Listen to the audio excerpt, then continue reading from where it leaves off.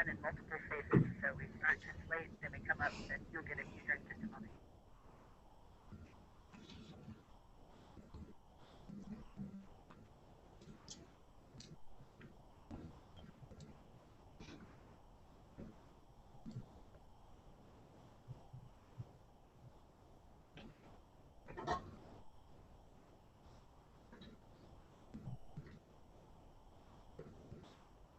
We're awaiting a headquarters view.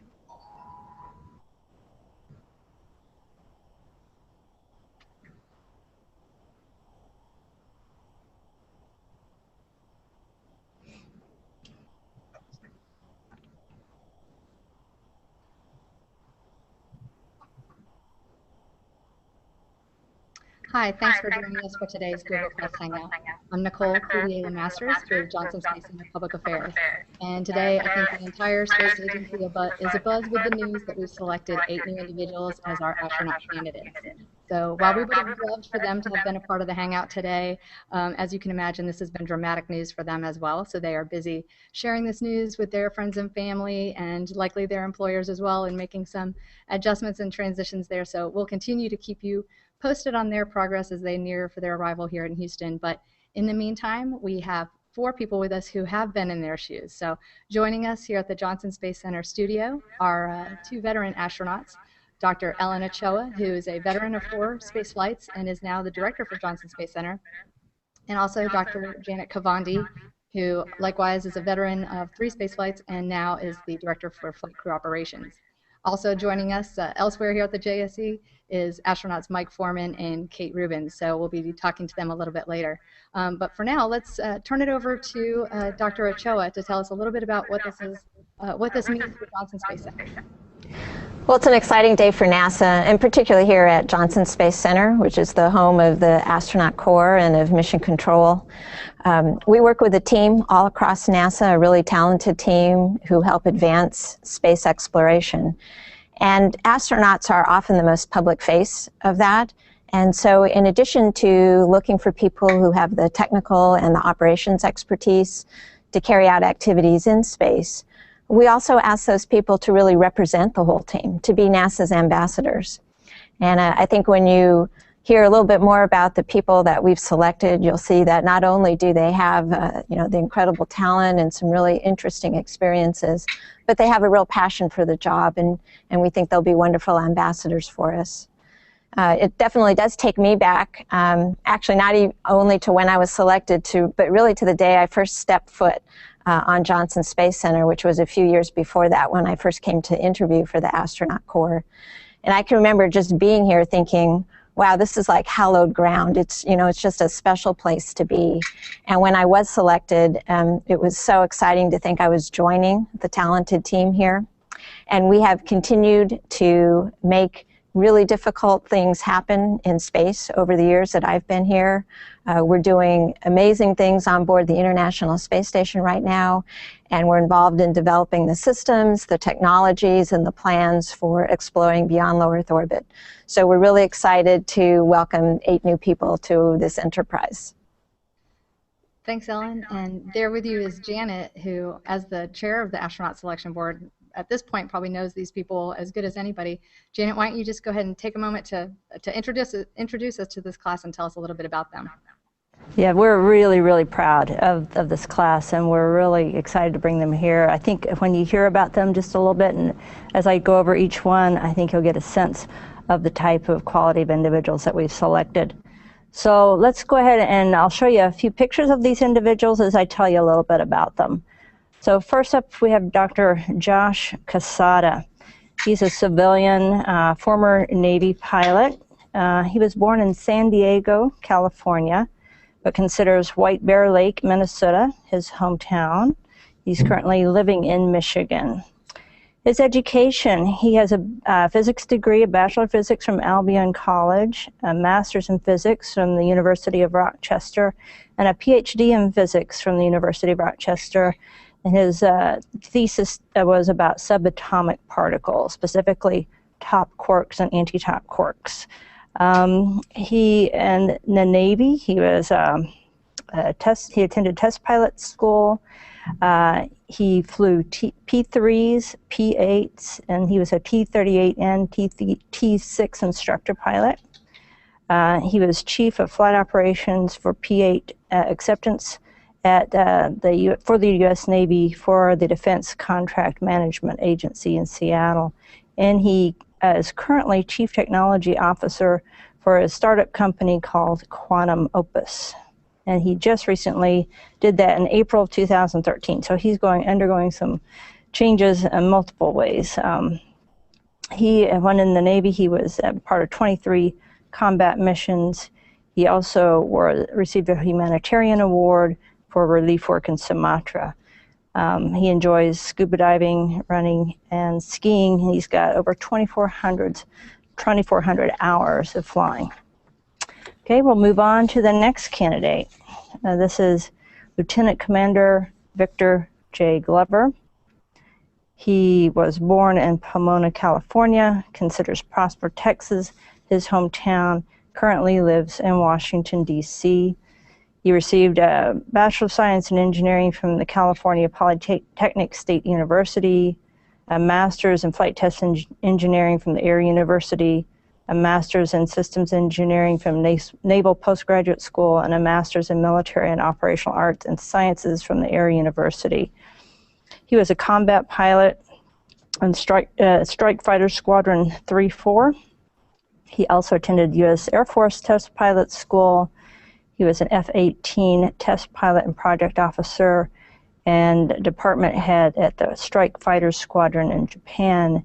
Currently, he's a continuing U.S. naval officer and a legislative fellow for the United States Congress. He flew 24 combat missions. He's a scuba diver, and he enjoys education and outreach. He has over 2,000 hours of flying experience.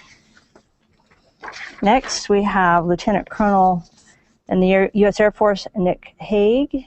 He was born in Belleville, Kansas, but considers Hoxie, Kansas his hometown. He currently lives in Alexandria, Virginia. Nick received a bachelor's degree in aeronautical engineering from the U.S. Air Force Academy and a master's degree in aeronautics at MIT.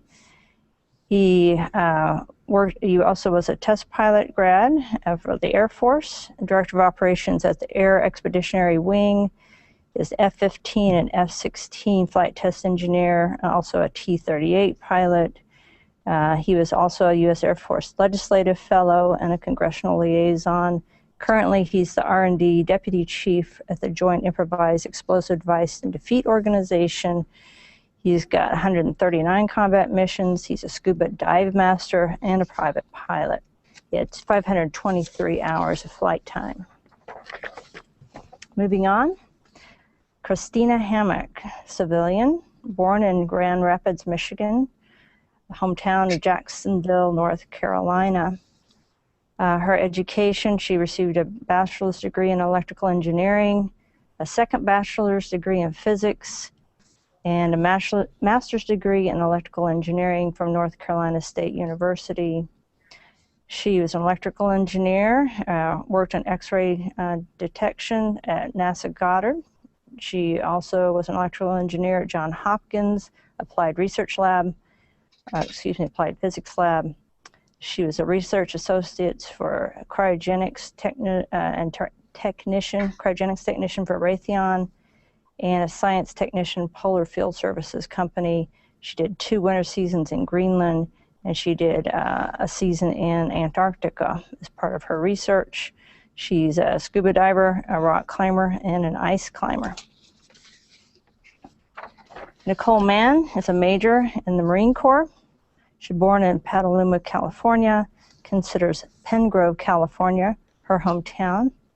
She has a bachelor's degree in mechanical engineering from the U.S. Naval Academy and a master's degree in mechanical engineering from Stanford. She was an F-18, or currently is an F-18 pilot for the Marine Corps. She served in Iraq. She went to U.S. Navy Test Pilot School, and she's currently an F-18 test pilot and operations officer and integrated product team lead at Patuxent River. She's also a scuba diver. She was a Naval Academy soccer team captain and she is interested and has participated in triathlons and backcountry camping. She has over 1,400 hours of flight time. Ann McClain is a major in the U.S. Army. She was born and considers her hometown Spokane, Washington. She has a bachelor's degree in mechanical engineering from West Point and a master's in public health from the University of Bath, and a master's degree in international security from the University of Bristol. She is a rotary wing pilot and command squadron intelligence officer from Maintenance Detachment Commander and Maintenance Detachment Commander. She served in Iraqi Freedom. She had 230 combat missions. She's also a rotary wing instructor pilot and operations officer. She flies OH-58 Delta Kiowa Warriors, and she just recently, as of last Friday, graduated from Test Pilot School, the U.S. Naval Test Pilot School. She's also has been selected and played on the U.S. Women's National Rugby Team. She's also a scuba open water diver and has her commercial rating. She has over 1,600 hours of flight time. Next we have Dr. Jessica Muir. She was born in Caribou, Maine, and considers that her hometown. Her education is a BA in biology from Brown University, a master's degree in space studies from the International Space University, and a PhD in marine biology from Scripps Institution of Oceanography. She's got a broad work experience, including field work in Antarctica. She's done 4 field deployments of 2.5 months each at Penguin Ranch, where she studied penguins, did research on them in Antarctica. She's also a technical scuba diver. She's done ice diving, and she's done principal investigation project management at the University of British Columbia, where she studied bar-headed geese. She also has experience in Mongolia. She's currently assistant professor at Harvard Medical School and the Massachusetts General Hospital. She's also a scuba diver, an under ice diver, a flautist, and a private pilot, instrument-rated pilot. She's got 180 hours of flying time. And last but certainly not least, we have Dr. Andrew Morgan. He goes by Drew. He's a major in the U.S. Army. He was born in Morgantown, West Virginia, considers Newcastle, Pennsylvania his hometown. Currently lives in Fort Belvoir, Virginia.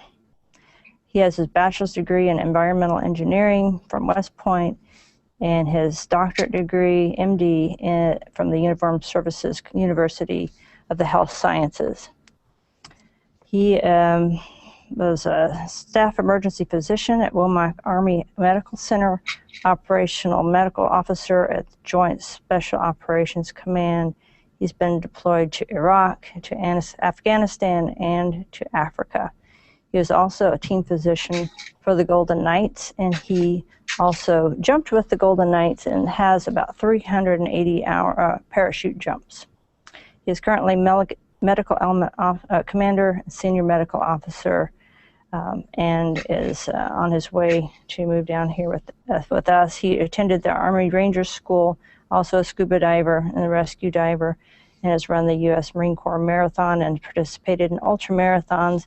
He has 356 hours of flight time.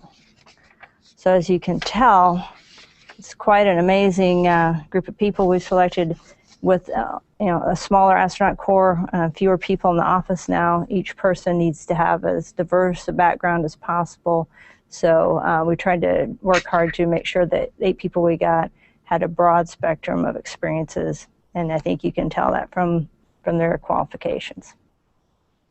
Thanks, Janet. Absolutely. It definitely, like you said, crosses the broad spectrum. I think almost every area of expertise seems covered there. Well, we have a next video, which is some special words from NASA Administrator Charles Bolden congratulating this selection. So we'll roll that next.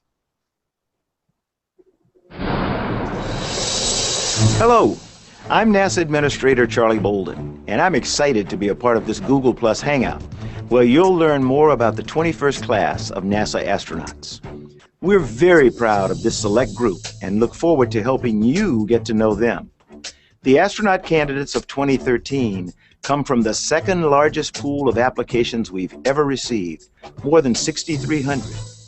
These new space explorers asked to join NASA because they know we're doing big, bold things here, developing missions to go farther than ever before. They're excited about the science we're doing on the International Space Station and our plan to launch from U.S. soil on spacecraft built by American companies. And they're ready to help lead the first human mission to an asteroid and then on to Mars. To these new members of the NASA family, I offer my heartiest congratulations and welcome each of you on behalf of the nation's space program. I'm personally awed by your individual achievements, and we're all inspired by your commitment to exploration and taking America to new heights in space. I remember when I got the call that I had been selected for the Astronaut Corps. It was a once-in-a-lifetime feeling. I know all of our new astronauts will make us proud and lead us to new frontiers. They're very important to our future, and believe me, the best is yet to come.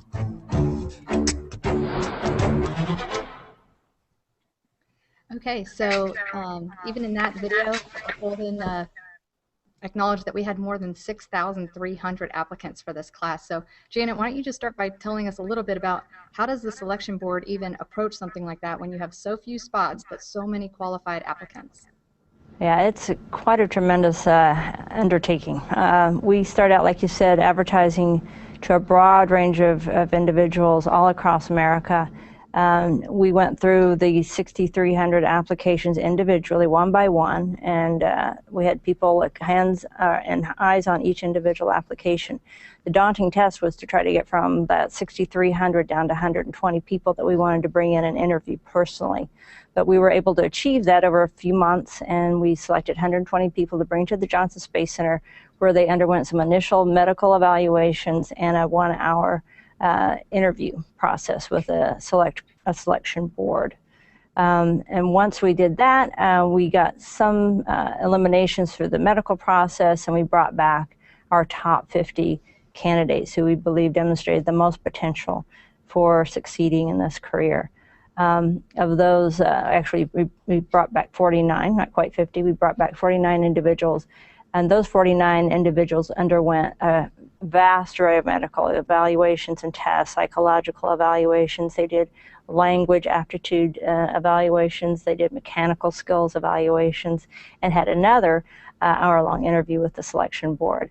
And after undergoing all that grueling process, we came out with the 8 most qualified people that we feel have the best chance of passing all the rigorous requirements of becoming an astronaut.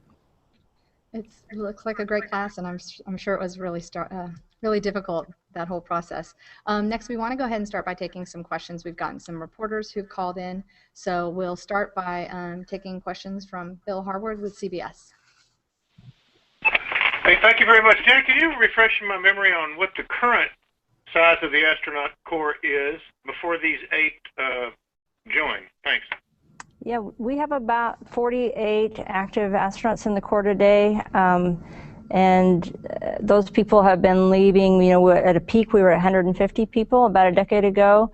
After the end of the retirement of the shuttle program, we reduced down to about 50, and we had an NRC commission that came in and looked at our office and determined that a 45 to 55 person range was appropriate for the missions that we do today, considering attrition and medical disqualifications and other types of disqualifications that people may run into as they train for missions. So this 45 to 55 seems to be the appropriate size of the office, so that's what we're trying to maintain right now.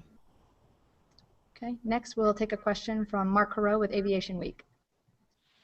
Okay. Oh, thank you. Were you ready for me? I thought I heard a follow-up from Bill Harwood. Sorry, we're just doing one. So we can...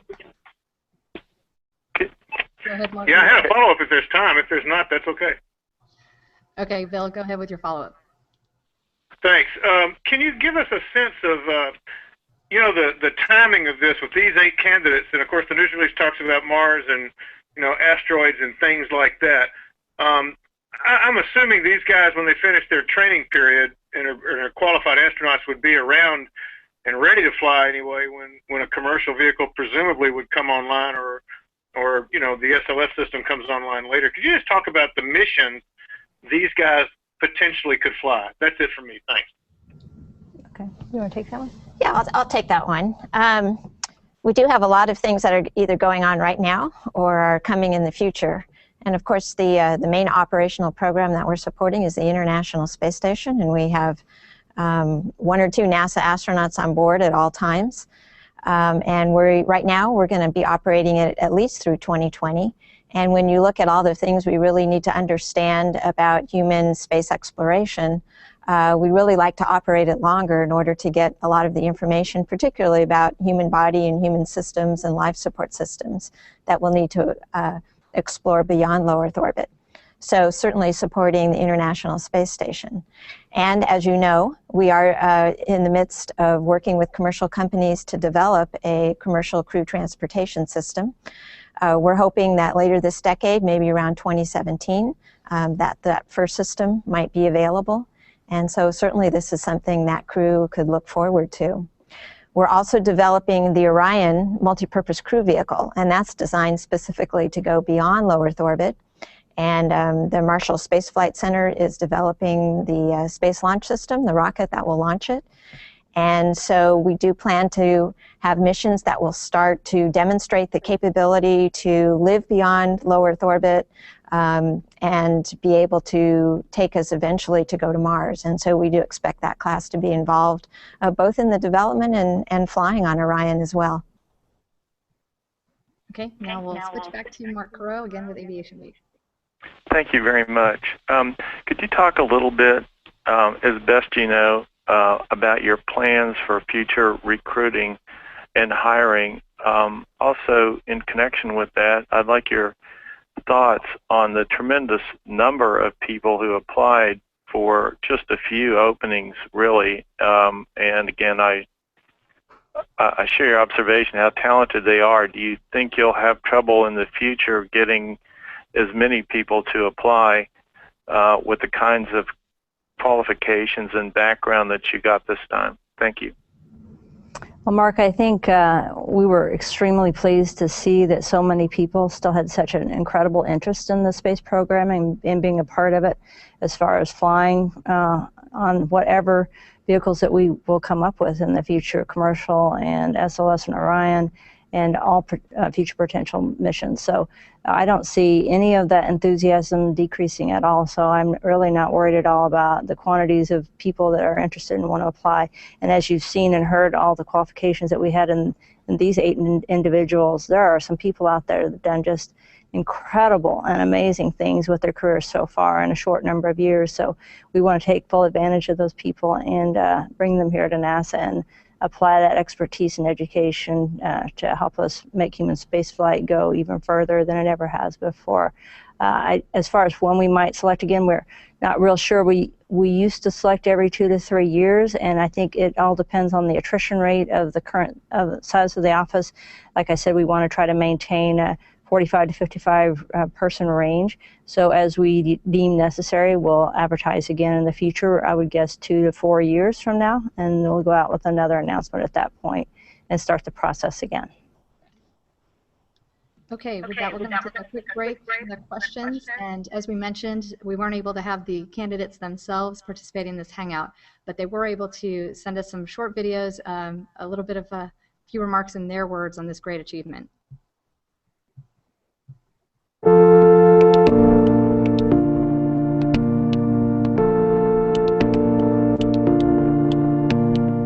Hi, I'm Josh Quezada, 2013 astronaut candidate.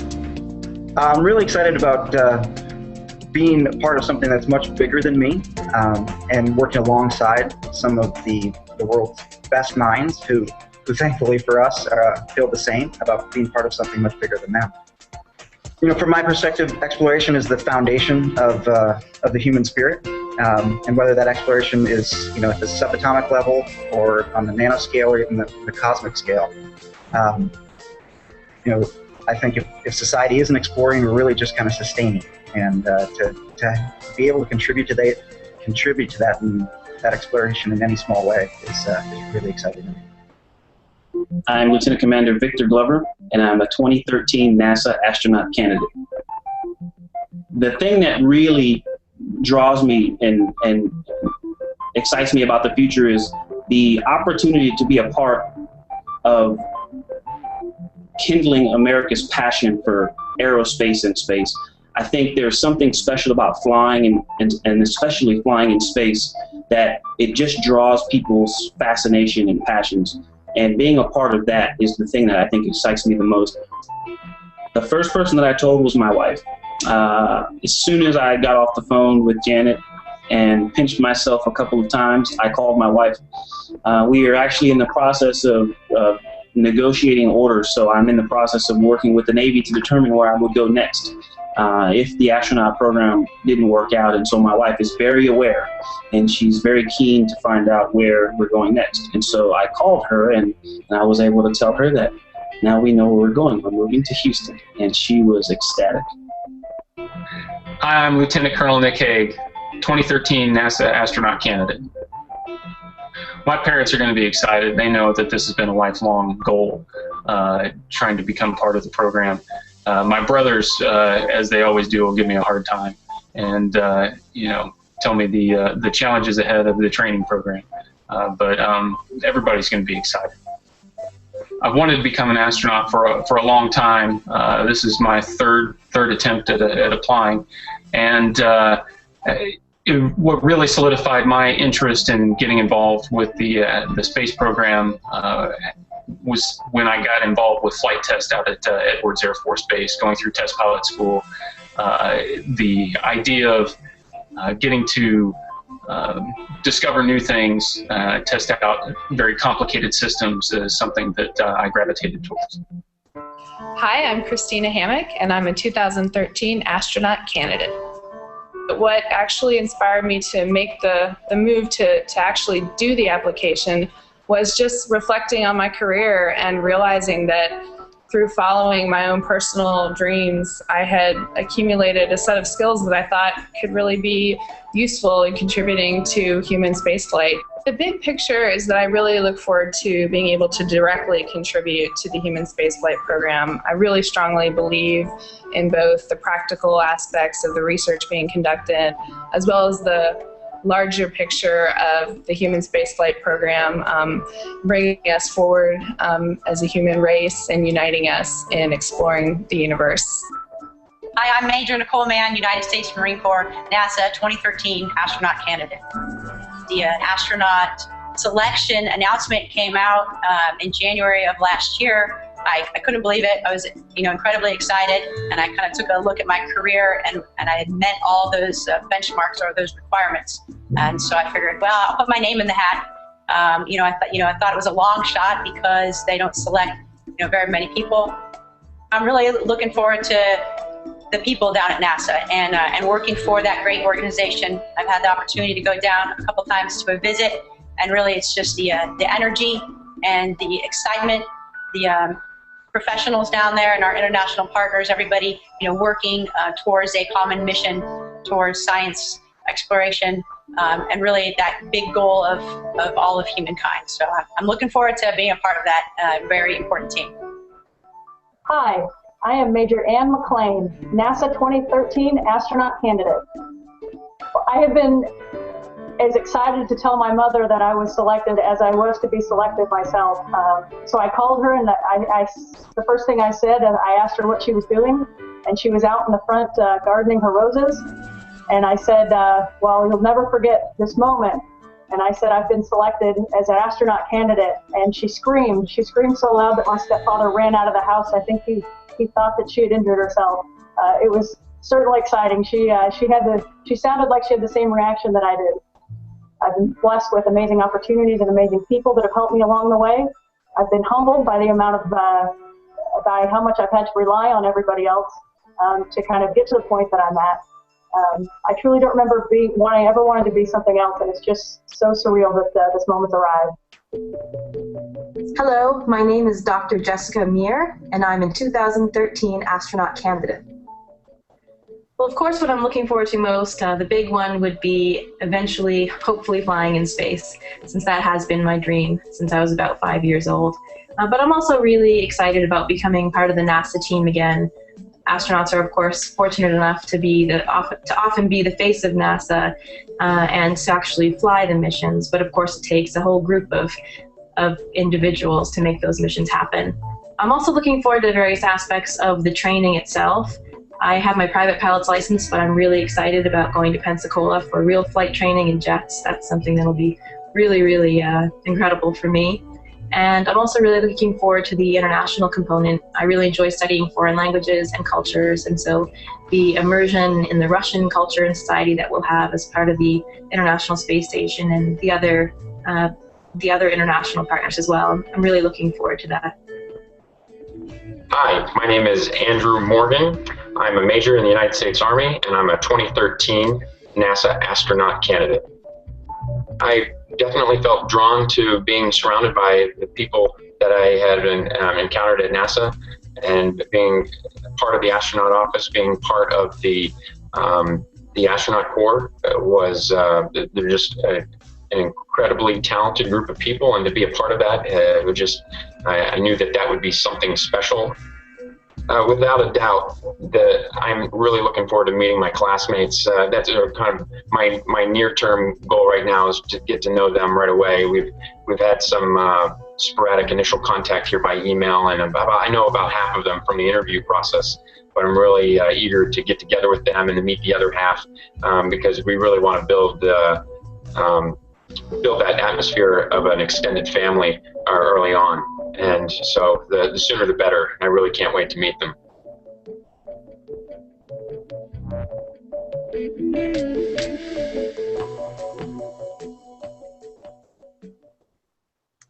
Okay, so that's some words directly from the astronaut candidates themselves, as you heard there. The excitement just to be arriving here in Houston and looking forward to starting their work with the space agency. And it's hard for some of us to imagine what that must be like when you've are finally realizing a dream that it's something maybe you've worked on your whole life or your whole career has been dedicated to pursuing. So this is really exciting. And for all of you, but especially Mike and Kate, I want to turn it over to you. This must be bringing back a lot of memories for you as well. I think, Mike, you were selected back in 1998, and you've since flown 2 space shuttle missions. And Kate, you were actually selected in our most recent astronaut class. Can you both tell us a little bit about what it was like and take us back to when you got the call? Well, Nicole, first let me say I'm just glad that I'm not competing for an astronaut slot today. You know, the incredible individuals that they've selected are just far and away. They seem like superhuman people to me, you know, and so I'm glad that after applying for about 8 times, I was selected in 1998. And so I always thought, you know, my career would be just applying to be an astronaut. I was hopeful, but not very sure that I would ever get selected. So after many rejections, actually making it down here was just a thrill of a life. You know, you can hear it in their voices when they're talking about getting that call. It's just so thrilling. You know, I'm a little bit envious of them to be, you know, at the starting point again, because those were some great times, you know, with me and my classmates coming together in 1998 and going through the initial training, just a thrill. But Kate, you probably have some thoughts. Yeah, so when you are going through the interview process, you meet all these incredible folks, and so you're about 99.5% sure that you're never going to get the call, and so it's actually a little bit relaxing because you figure everybody else is so fantastic, they're never going to take you. So there's that 0.5% that says, hey, what if this actually happens? You know, how am I going to figure out my whole life? And so it's incredibly exciting to be notified that you've been selected, but then there's also this kind of overwhelming feeling of everybody's got a career and a life and something that they're very, very passionate about what they've been doing to this point. So you have to wrap that up in short order and get down to Houston and start an entirely new adventure, one that's incredibly exciting. I think that's another part that's kind of interesting to this is just like you said, the transition that's happening now. Tell us what that was like, and maybe Kate, especially you, since you did it more recently. What does that all entail, and how, you know, were you given a lot of help, or how did you even go about a relocation like that in short time frame? Because I think they're starting here literally on August 1st or thereafter, so they don't have a whole lot of time to make that swap. there's not a lot of time, but at the same time, you're really excited to jump in and start your training, and there's so many aspects of the training that are so exciting. You wouldn't want this to be 6 months out. You gotta wrap stuff up, and you gotta move down to Houston. So there's obviously, you know, the logistics of getting here, and NASA's really good about helping folks out. I think the biggest thing is to make sure whatever they were doing in their previous career, you know, if they're military, if they're in a squadron, if they're at a university, make sure all that stuff is tied up. And for me, I was running a research lab at MIT, and so I had a whole bunch of people that were working for me. So it was really important to me to make sure that they all had good jobs, that the research could continue. They went to other universities. We had to move the grant funding along. So these are processes that can take months or years when a principal investigator changes institution. And we had about 6 weeks to get it all done. And luckily, folks landed in a good place. So they're focused right now on wrapping up the lives that they're currently leading. And as you move into getting ready to come to Houston, they'll start looking forward to all the training that they're going to do here. Gotcha. We want to go ahead and start taking some questions, folks, by social media, and people watching. We still want to encourage you to submit questions using the hashtag AskNASA. So one of the first questions we got was from @WomenInTheAir, and their question was it a deliberate decision to have half of the 13 astronaut class be women, or was it by happenstance? And maybe, Janet, that might be a question better for you since you were on the board.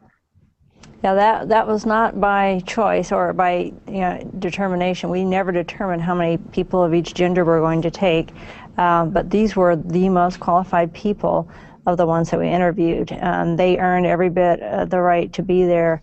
It turned out that they happened to be half men and half women in the end, which I think is a great tribute to women today. They've achieved and are going into fields that are much more demanding and make them on equal footing as the male candidates. So in the end, when we selected, all the women candidates, as you heard, have tremendous qualifications and certainly earned the right to be there. So I'm glad, I'm happy that it turned out that way, but we didn't intentionally go out seeking that when we started out. Okay, and one other question we've gotten by via Twitter from @Project Did You Know? What are the physical qualities required to get selected as an astronaut? Physical qualifications. Well, there are many physical qualifications. I'm not a medical doctor, and I did not do the medical screening. So there's those types of medical qualifications, which are physical, and then there's a certain amount of anthropometric physical qualifications and limitations. We're limited by the size of the spacecraft and the size of the spacesuits. So that's also sort of a physical limitation. We didn't actually do any sort of endurance testing or anything like that, but by virtue of these people's careers and what they've done, we know that they're in very good shape just because of you can't really do what these people do and not be in really good physical shape. A lot of them run marathons and things like that in addition to their careers. So they're just very nice physical specimens, as well as their academic skills are just unparalleled. Great. Just taking a break from the questions, the word of this exciting announcement has traveled far and fast, and we actually have a special message from the astronauts who are actually working on the International Space Station now. This was a message that was recorded by Chris Cassidy and Karen Nyberg up on the space station. 2013 AskHands, welcome to the astronaut office. I'm Chris Cassidy and I'm Karen Nyberg. We're up here on the International Space Station, and we're very excited to be able to welcome you aboard. And we were thinking back to when we got the initial calls ourselves, so we thought it'd be fun to share our thoughts about where were we and who we called and our experience with this particular exciting day. For me, I had just gotten back from a military 6-month deployment, kind of like this trip here to the space station, literally that weekend. And I had gotten a message to call the astronaut office on Monday, and at noon I think it was, and just a handful of minutes before the time I was supposed to call there, the phone rang in our house, and it was Kent Rominger, who was the chief astronaut at the time. He said, "Chris, just wondering if you're still interested in working for us." And I was so excited, and my wife and 3 small kids at the time were there, and my kids were excited, I think, not because they understood what was going on, but because they saw me and my wife very happy and excited. And so that was my first experience. So my family was the first people that found out, my wife and 3 kids. And then we had to kind of keep it a secret for a while, but I did tell my mom and dad and brother right away. Gosh, it was almost 13 years ago now, and I was working as a engineer at the Johnson Space Center, and I remember I was sitting at my desk in Building 7, and I got the call from Charlie Precourt.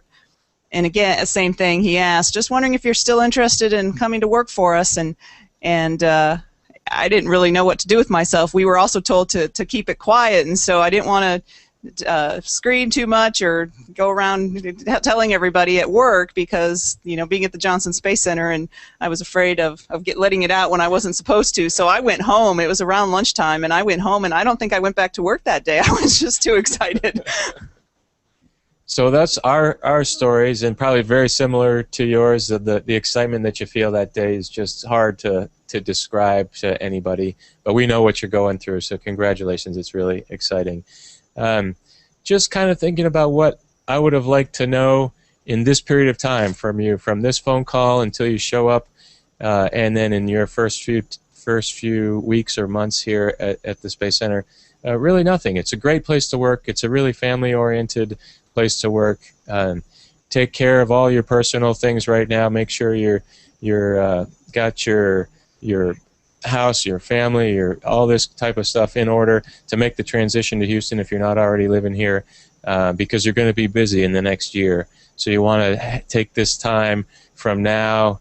It'll happen fast, but this next month or so, a couple months to get your plan ready to go, and then and have a smooth transition, so you're ready to work and learn all the things you need to learn to come up here and join us on the space station. Karen, what do you think? Well, I was actually living in Houston when it happened, so I didn't have to do all the moving, but just hearing from my classmates, I know you guys are going to be going through a lot, getting your families uprooted and coming to Houston, but just know that the astronaut office is a big family, and there are lots of people to help you, so if you need to reach out to somebody to help you as you're moving into town, I'm sure there are plenty of people. I'm willing to help out in November when I get back. And it probably seems like a long ways away when they scare you and tell you how long it's going to be till you fly in space, but trust us, it is so worth it. Right now we're having just a great time floating around and getting to be here on the space station, looking out the window, looking at our sharing meals with our Russian cosmonaut crewmates. It's just a blast. So all the training, all the hard work is worth it. And like we said, it's a fantastic place to work at NASA. So welcome to the NASA family, the astronaut office family, to you and your families. We're really happy to have you here. Welcome aboard. Okay, that again, some special words from the on-orbit crew, 2 of our crewmates that are living there and working on the International Space Station. I think we probably all want to apply after watching that. Very exciting. So we're going to switch back now to the phone bridge with some more questions from some of the media representatives who've likewise been interested in this. We'll start with Pete Spots with the Christian Science Monitor. Well, thank you very much, and I think this may be for Janet. Lots of scuba experience here, no small amount of experience in isolated places for fairly long periods of time. I wonder if you could just kind of go over a bit of how the needs of the astronaut corps have changed over the years. And I also noticed a fair bit of test pilot experience. I wonder if this is kind of a bit like in a sense, like the days back, Mercury and Gemini and so forth, where there was active capsule development going on, and so there might be a slightly higher premium on those skill sets than there might have been, 5-10 years ago or so. Well, yeah, you're right. Some of that is true. Part of it is what I mentioned earlier. We have just 4 Americans flying to the International Space Station per year right now. So when we have smaller classes, each individual really needs to have a huge amount of skill set they can bring forward. We don't have the luxury of taking too many people, so each person is just actually chock full of talent. So yeah, the people that we've looked at and the people that tend to be the most successful are people that have shown a lot of experience in remote operations, who are very hands-on type people, who are familiar with tools and operations with tools, who are comfortable in different cultures and different countries. And as you saw in these candidates, if they weren't military, who by default get a lot of hands-on operations in all parts of the world, then they are research scientists who have also deployed to remote environments. They're used to not being comfortable. They work in some pretty extreme environments like space, only not quite space, but it's just easier transition for people when they've experienced those kinds of hardships and uncomfortable physical environments and have had a lot of hands-on experience. They just tend to do a lot better, and that's what we've learned over all these decades of human spaceflight as the type of people that seem to work best, and those are the type of people that we're seeking out now. Okay, and we want to switch to Lisa Grossman with New Scientist. Hi, thanks for taking my question. I was wondering if we don't know precisely when or where the astronauts are going. I saw that there's a bill in the House right now that's being debated this week about maybe not going to an asteroid after all, but going back to the moon. So without a clear destination, how does that change how these astronauts will be training? Well, I'll take that question. Certainly a lot of their initial training is going to be understanding more about NASA, more about the astronaut corps, learning about the International Space Station, which, as I mentioned, is going to be operating for a number of years. We are looking at a number of different mission concepts. There is an exciting one that we're exploring right now to explore an asteroid, first with a robotic mission, which would push the envelope in terms of solar electric propulsion and understanding how you might actually capture an asteroid. And then once we would redirect it into an orbit, a stable orbit around the moon, actually send people up on Orion and be able to take samples of that asteroid, which would be a very exciting mission. All of this is really designed to say, how do we learn to live in space beyond low Earth orbit? And how are we developing those capabilities that will eventually take us to Mars? And a lot of those are the same, even if you look at a variety of different destinations, anywhere in the Earth-Moon vicinity, asteroids, and beyond, eventually moons of Mars or Mars. So a lot of the training we will do with them will be needed for any of those. And so they've already got a training program planned, and they'll learn about systems in spacecraft, and they'll learn about doing spacewalks, and quite a bit of other things that will be applicable to many different destinations in space. All right. Who is that speaking there? Was that Ellen or Janet? That was Ellen. That was Dr. Ellen Ochoa. And I wanted, while we have Mike and Kate, wanted to switch a little bit back to kind of imagining these astronaut candidates, what they're doing and preparing to come to Houston. They're going to arrive, they're going to get a little bit of orientation at Johnson Space Center and meet their classmates, but pretty soon, pretty quickly off the bat, I think you go into some special training, including land survival training. Can you both tell us a little bit about what that's like to be meeting new people, getting this new place, and then you're, jumping right into some really unique training situations? Well, it's a lot of fun, actually. Land survival, we all undertake land survival training because we fly around the country training in T-38 high-performance aircraft that have ejection seats, and we could, in extremis, have to jump out of that airplane sometime and end up in a harsh environment. So we want to be prepared to be able to survive until we're rescued or picked up. So it's a fun time because you're just coming together with your class, you're meeting these people for the first time, and you're getting to experience something like this together.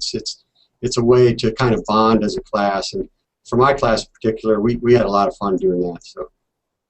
Yeah, I remember the very first day we actually all met at the badging office of all places, and you're sitting in this very pedestrian-looking building, and you're kind of looking around at all these folks, and you're sort of wondering how you even got here in the first place. But second of all, you're looking at these folks and you're saying, I don't know them at all, but in about 5-6 weeks, they're going to be my best friends, and we're going to go through an amazing 2 years together, and these are going to be colleagues really that you're going to have for the rest of your life. So it's a pretty neat time getting to know everybody. And the land survival it's got some real practical aspects too. We all of the spacecraft that we're developing are going to land back on Earth at some point in land or water, and so we need the survival training both to get us ready for things like Russian winter survival training, as well as water survival training, and all the sort of demanding training programs that we're going to be asked to do in the future. So it's a neat way to bond with the group, and then it's also some really good training that is going to serve you well in your later years. And you've kind of touched on some of those unique training scenarios, but there's really a really broad spectrum of things that you're going to do in that first year and a half or so. can you each tell us like what was your most favorite part? For me, my favorite training was the spacewalk training. You know, as a kid, growing up wanting to be an astronaut, one of the things that I always wanted to be able to do as an astronaut was to do a spacewalk. So I enjoyed the spacewalk training the most, and I know I got some robotic training to operate the robotic arms, but it seemed like they didn't give me a whole lot of that training. Maybe you know, I just didn't do that well. I don't know what the problem was. Maybe I didn't push for it hard enough, but I was fine devoting my time developing those spacewalk skills that I actually got to use a few times in space. So that was my favorite training by far. For mine, I didn't come from an aviation background. I was a scientific researcher before. So for me, getting a chance to go to Pensacola and learn how to fly was the most exciting thing. You know, a lot of folks say, well, why are we flying? We don't fly a winged vehicle anymore. And it's not the fact that you're learning how to fly something in space. It's the kind of pressure that flying in a high-performance aircraft puts on you. You have to make decisions incredibly quickly. You have to learn a huge amount of information about systems and be able to react in milliseconds to an emergency. And so practicing that is an incredible model for flying in space. And so that was some of the, I think, the most intense and then also the most valuable training that I've gotten.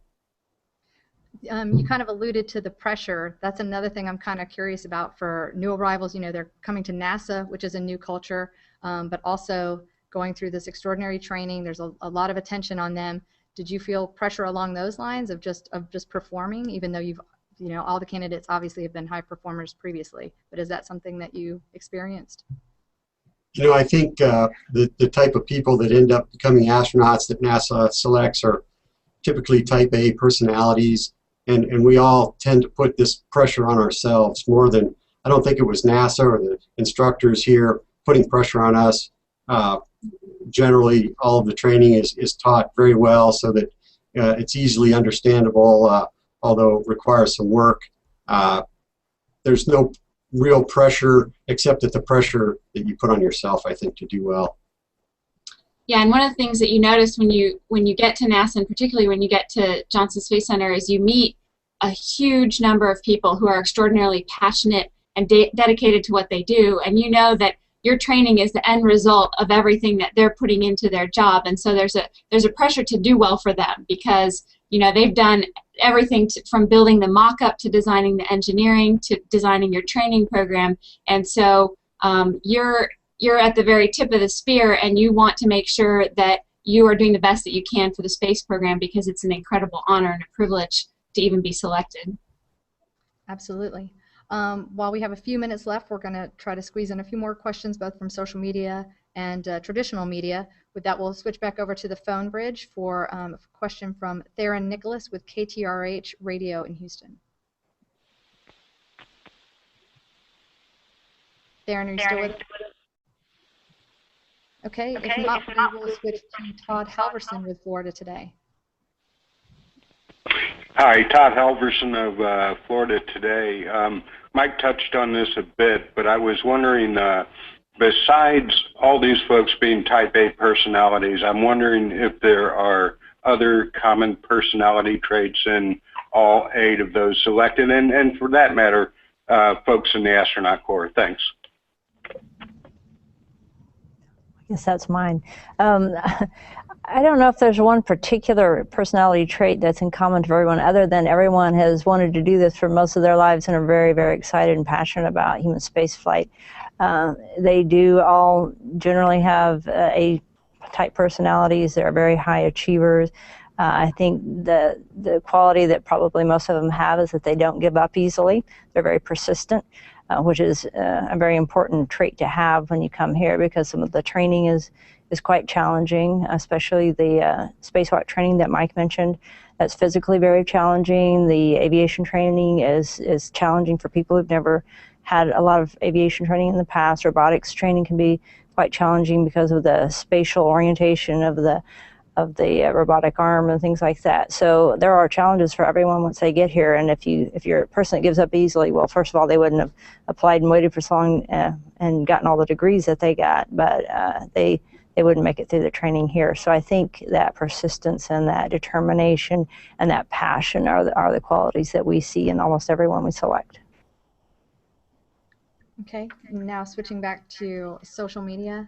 I believe this one was submitted by Twitter at Kathy R35, who asks, how many times on average did these candidates apply? And I'm not sure, Janet, if you happen to recall that, but I know that traditionally a lot of the current astronauts are people who have applied multiple times, so that's kind of common. Do you know if that was something in this? Yeah, if I recall correctly, I think 3 of the candidates that were selected had been interviewed in previous interviews, and so were selected on their second or third try, and I believe that the remaining 5 candidates, it was all their first time applying and being interviewed. I'm not sure about applying, but at least being interviewed.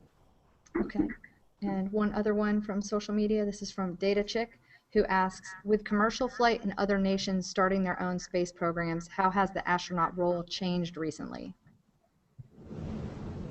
The main difference is what I mentioned earlier, that when we flew the space shuttle, we had a lot of people flying into space every year because we had 6 to 7 people on every space shuttle flight, and we flew 5 to 6 times a year. So it was between 30, 35 people a year that flew into space that were mostly Americans. Now that we're flying to the space station on the Soyuz, there's only 3 seats on each Soyuz. It launches 4 times a year, and generally we have 1 American in one of those seats on each Soyuz. So the number of people that fly from the United States is definitely a lot smaller.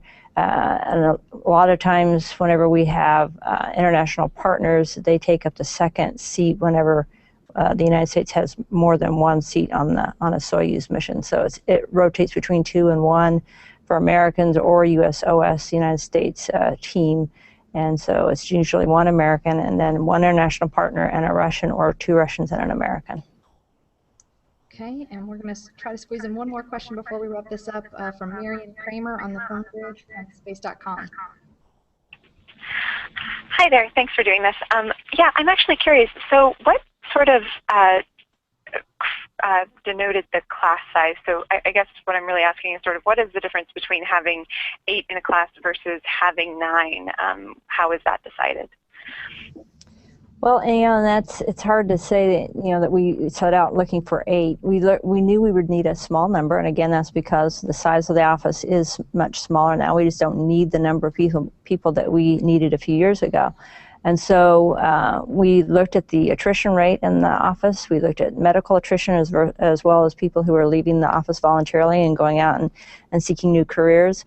And then at the very end, I think maybe 2 years ago, I had asked for a range of maybe 10 or 8 to 15, or up to 15 people, depending on the size of the office, how big it would be today.